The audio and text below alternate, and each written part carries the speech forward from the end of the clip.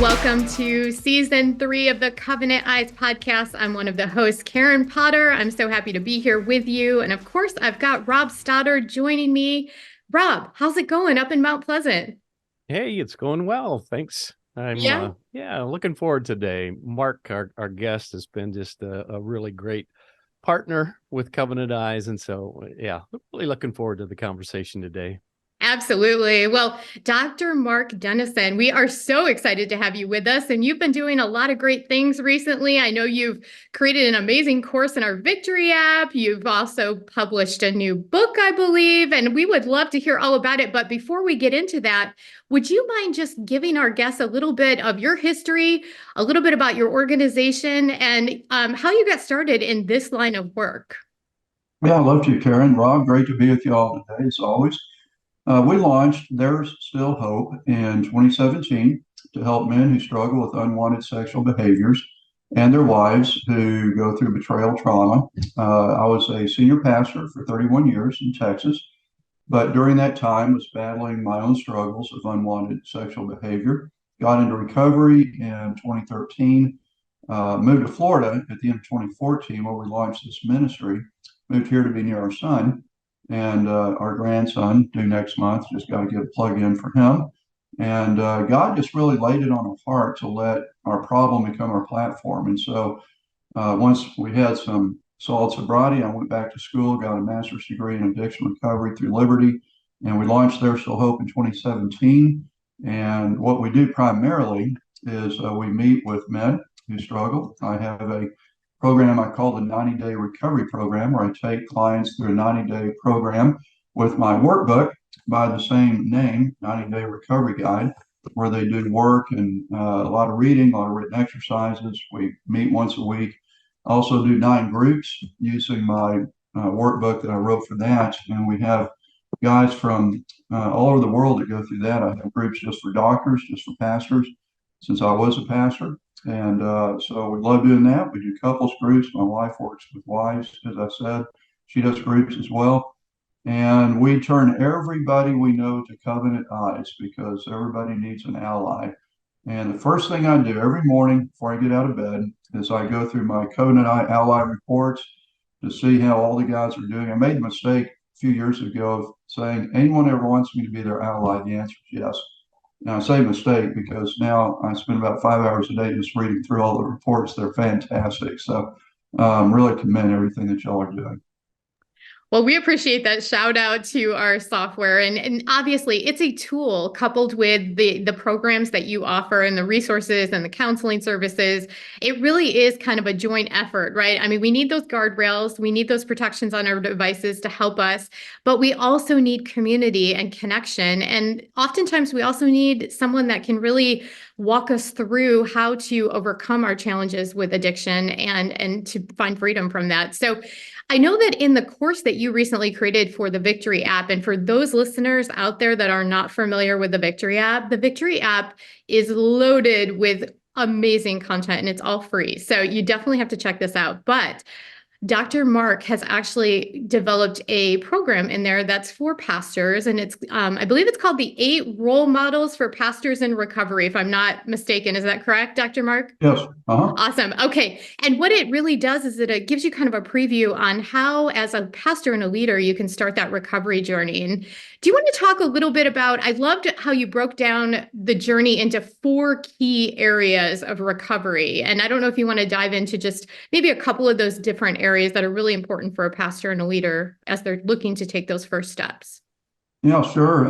Well, gosh, one of those would be community, that we can't do this on our own. We absolutely can't. One of the things I say, and I'm not the only one saying it, is the opposite of addiction is connection. And so apart from that, we don't have a chance. A lone sheep is a dead sheep. And so we also know from various studies that pastors struggle with this in this area mightily. I saw one study that said that pastors and attorneys struggle with unwanted sexual behavior more than any other line of work. And there's a lot of reasons for that, isolation being one of those.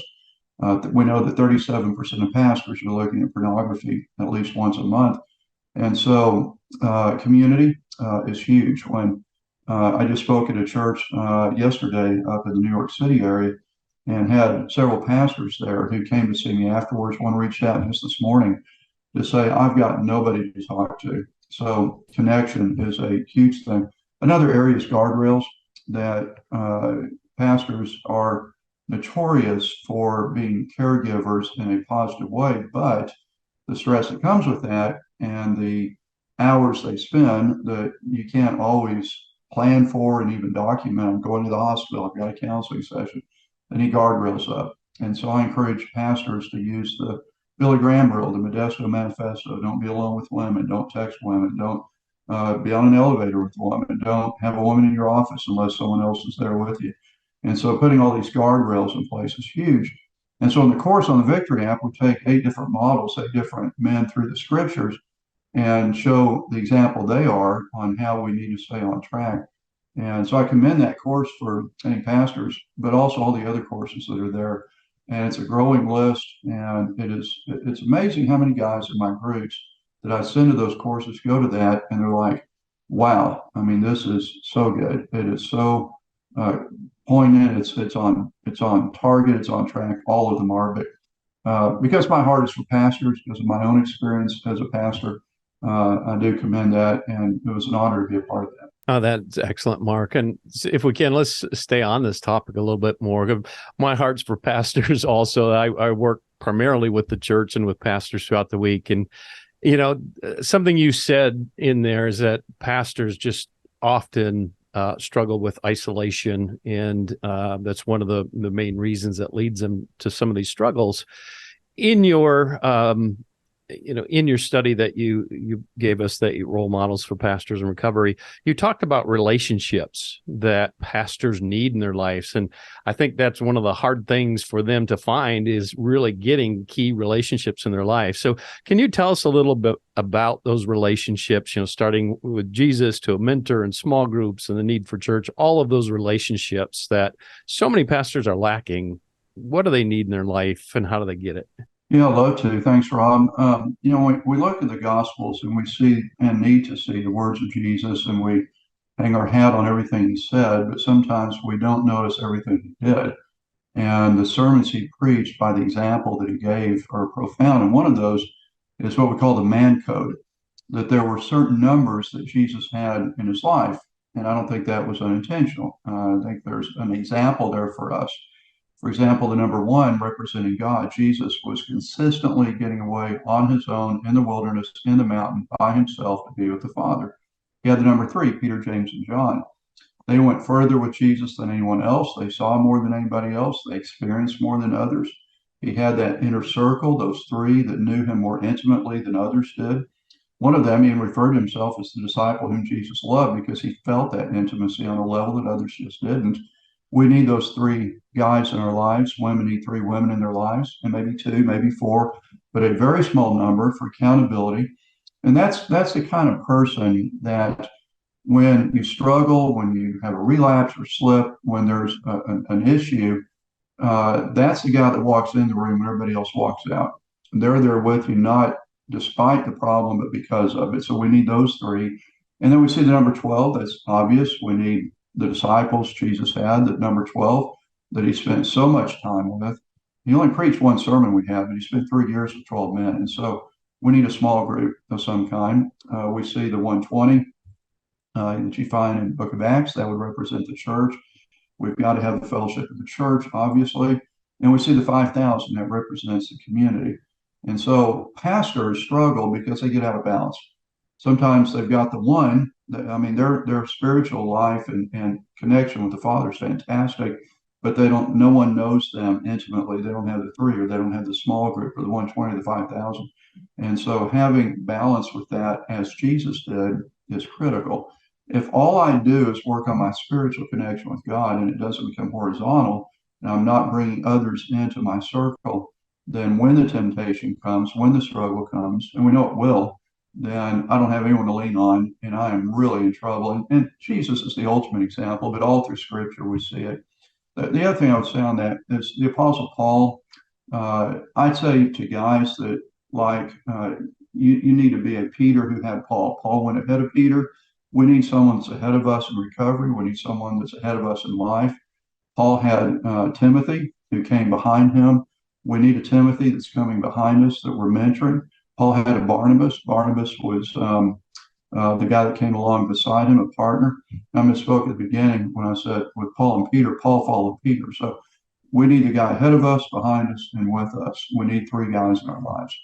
I think that's an excellent model. And I've heard that, throughout my years at Covenant Eyes, that Peter, that Paul, Barnabas, Timothy kind of relationship where you do have those different people in your lives. I think if you look, and it's weird to me because oftentimes it's new revelation to people when they hear that kind of thing, that you need to be surrounded by those three kinds of people. But if you look at any other areas of our lives, whether it's in business or in, exercise and fitness and all these other places, we always have those types of people to help us grow and to move forward. Mentors are so common in so many other spaces.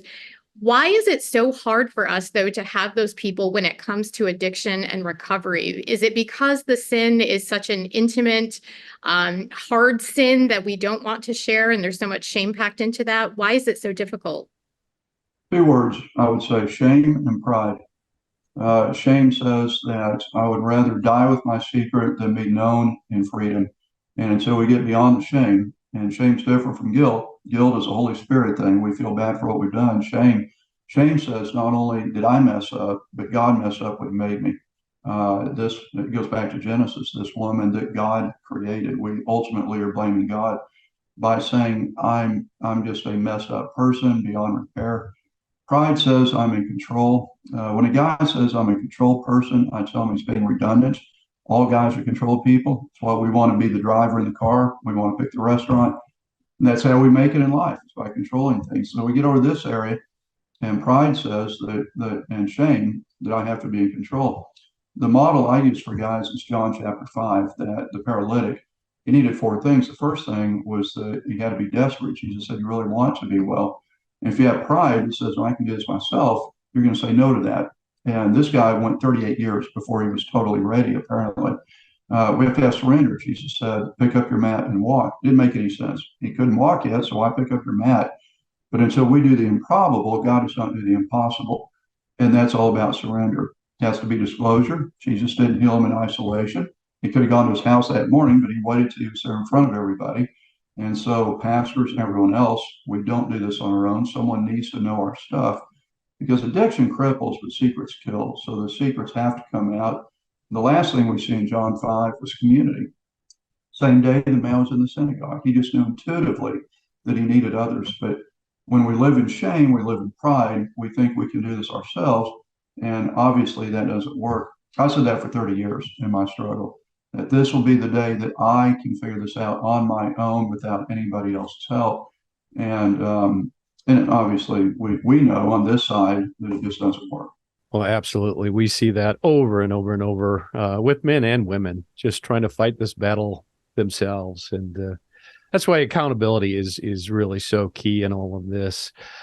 Mark, just switching gears a little bit, tell us a little bit more about your latest book, your newest book, and what's that geared to? Well, I've written 10 books on recovery, but this one took 6-7 years to write because I didn't know I was writing it. What would happen is whenever I'm just driving around or having conversations or doing life, and some little tidbit or some little statement, some little pithy thing comes to my mind, or I hear something, I think of something, I just grab my phone, I write it down. I was making a list of these, and I had 5 or 6 things. I was memorizing them and saying, these are things I need to live by. And the list kept getting longer and longer. And so someone said, why don't you put this into a book? So I did.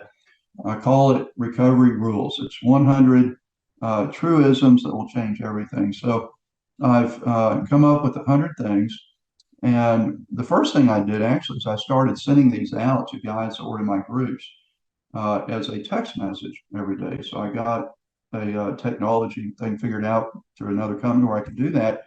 And so every day there's about 300 guys that receive at 3 p.m. Eastern time a recovery rule. And so every day it goes through 100, then starts all over again. So from that, I wrote a book with a very short chapter on each one of these 100 truisms.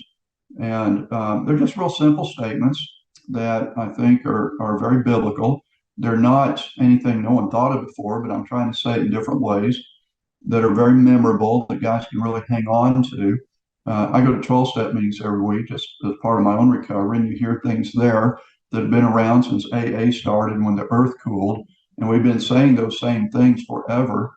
And so I thought, was there anything else, particularly of a more biblical nature, that we could say that might be some things people could just kind of latch on to? And so I've got my favorites, others have their favorites, but I came up with 100 of them, and that became the book.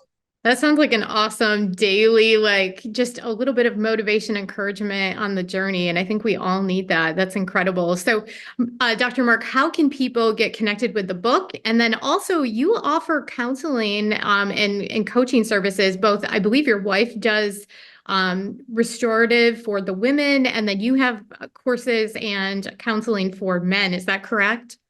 Yep. Okay. Yeah, you And reach out to us at there'sstillhope.org.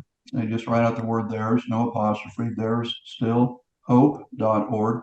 We came up with the name my wife did because she just wanted women to know, especially, that even when you've been through betrayal and when the marriage is really struggling because of repeated addictive behaviors, that there's still hope. God can still resurrect this thing. So that's how we came up with the name. 941 526 4700. Love for guys to reach out anytime, 941-526-4700. The thing that there's a lot of things I don't do well, but one thing I do try to do well is to respond to guys as quickly as possible. We have, as I said, 9 groups that meet during the week, just about every day of the week, I guess, other than maybe Sunday. And would love for guys to check out my freedom groups as well as the 90-day course that I have. And I do one-on-one coaching separate from that. And Beth does that as well. And we do couples groups also. But there'sstillhope.org is a great way to find us and to hear about everything that we offer. that's incredible. Now, are these groups also open to ministry leaders and pastors that are struggling Yep. with addiction? Okay, wonderful. Yeah. And I'm assuming that it's a safe space for all of them to really get connected and to be restored and to find that hope and healing. Absolutely. Yeah, very Fantastic. anonymous. Yeah, the Tuesday 4 p.m. Eastern and Thursday 4 p.m. Eastern groups are only for guys in ministry. And Nice. so we have missionaries all over the world. We have local pastors here in the U.S., professors and seminaries, I mean, all kinds of people tied to ministry. And I never intended to start those groups, but we have so many pastors coming, and they really value anonymity, understandably so. Right. And so that's why we do that. Saturday morning at 10 a.m. is our doctors group, because the physicians are the same way. You know, they really need to be careful about. And what we do, I wrote a book called Life Recovery Plan that the subtitle is "It's Not Enough to Get Sober If You Don't Stay Sober." And so what I did is I took 52 topics that are all freestanding topics, so you could jump in the group anytime, and we just rotate through it over the course of a year. Some guys will be in for a few months. Some guys never leave. I intended them to stay in no more than a year, but we've had guys been there for over 3 years that just want to stay there because of the community. And so, yeah, the Life Recovery workbook that we use, it's a 400-page workbook that I wrote. We hit different topics of recovery that are valuable. You know, we'll talk about guardrails, we'll talk about intimacy, we'll talk about surrender, we'll talk about all these different things that are critical to keeping our recovery on track. Yeah, just to give people just kind of a sense of what this book offers, one of them, my favorite rule that I've written, is that if you're 90% in, you're 100% out. 90 is an A in most schools. In recovery, it's an F. You got to have 100, because if you're not desperate, if you're not 100% in, you're not going to make it. Another one that I've written, another recovery rule, is that addiction is not a bad problem. It's a bad solution. No one asked for this. It's not something that we go out and find. It finds us as a response to other things. And I've written something I call an addiction pyramid that deals with 4 layers: the acting out, the triggers, the things that feed the triggers, then intimacy issues at the bottom that stem from trauma, isolation, and abuse. So the point is that addiction is a response to something else. And if we don't deal with the something else, then the behaviors are not going to stop. A couple other rules. One is what I call the 20-minute miracle. We know that because of the dopamine rush in the brain, that the neurology of the brain works such that when that trigger kicks in, And I use what I call blast, when you're bored, lonely, angry, stressed, or tired. When the trigger kicks in, then there's about a 20-minute period when the urge to respond is greatest. And so what I teach guys is 20-minute miracle is if you can stay sober for 20 minutes, you can stay sober. So get up, exercise, jog, make a call, read scripture, do something for 20 minutes and you can make it. Another one, isolation is not a condition, it's a choice. I have to make the choice every day to be sober. I have to make the choice every day to connect. And let me give you just one other one real quick. We can do others if we have time. This one is something I really believe in strongly. Relapse is not an event. I hear guys say, I relapsed Tuesday, or I relapsed Monday night. I relapsed when I looked at porn. I relapsed when I masturbated. And when I try to teach guys this, quit thinking of relapse as an event. Relapse is a process. The event is the predictable outcome of the things you've been doing. And there's a cycle we go through. I see it, I think it, I plan it, I do it, I hate it, I cover it, and then I go do it again. So it starts with what I see. And the way to quit having new fantasies or to overcome fantasies, quit taking in new ones. So it starts with the eyes. I see it, I think it, I plan it, I do it, I hate it, I cover it, I do it again. It's that process. And so if I cut it off at the beginning, then I'm going to be okay. So I don't tell myself each day, don't act out. I tell myself, don't lust. I tell myself, don't take in the image. I tell myself, don't fantasize, because relapse is the predictable result of all the things we do. Another way I say it in the book is that it's all about your daily agenda. You know, if I'm not doing the right things, if I'm not listening to podcasts like this, if I'm not doing recovery work every single day. I've had two friends in the last couple of months that lost their sobriety, one 10 years, one 20 years. And the reason, they were not doing daily work. If I'm not going to continue the battle, then I'm either working on my recovery or I'm working on my relapse. So those are just a few. Love for people to reach out to us, get the book, hope it can be helpful to somebody. Sounds like an incredibly helpful book. And I would encourage all of our listeners, we will have links in the show notes for you to go check out these books for yourself and get them as part of your recovery journey. Dr. Mark, I am so grateful for the work that you do and also for making a safe space for our pastors and ministry leaders, because that is a really tough place to be in, because there's so much at stake when you're in leadership. And the call for pastors and leaders, according to the Bible, is pretty strong, and they have a lot of pressure. They carry a lot of burdens for their congregation. And so having some way to find that freedom from this addiction is so, so valuable. So thank you for you and your wife and all of the work that you do in your ministry. We appreciate your time today.